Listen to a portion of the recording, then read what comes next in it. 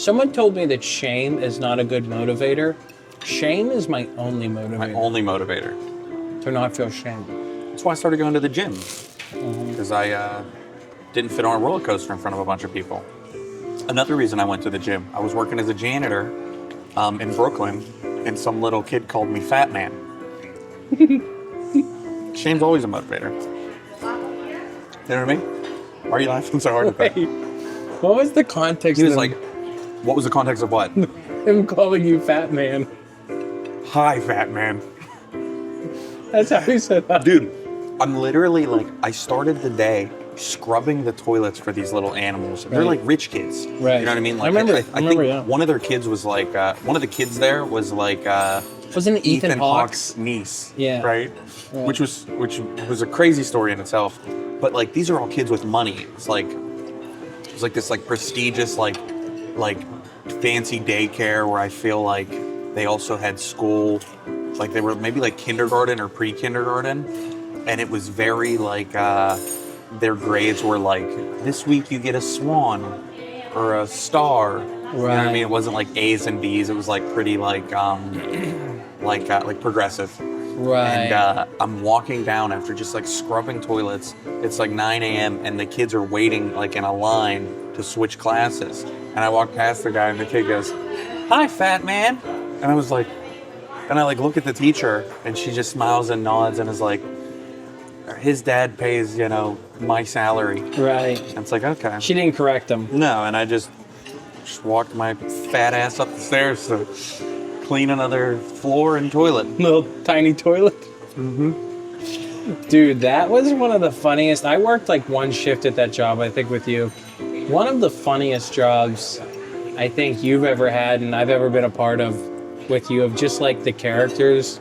The dudes that are just like I say lifers as it's like prison. I meant like 9-to-5 employees who work for a living. That's what I think of work. Well, I treat it like prison.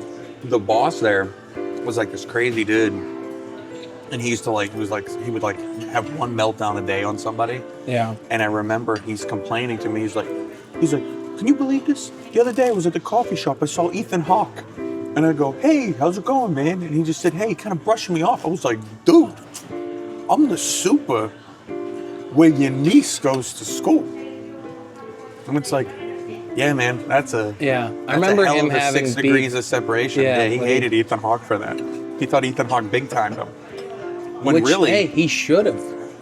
Yeah, but really, like, if he would have rolled on anybody, like, "Hey, I'm the super where your son goes to school," anybody should have been like, "Okay, you psychopath, I'm just trying to get a scone." Right. Let alone your niece. And a cappuccino, and I don't think Ethan Hawke's getting a scone or a cappuccino.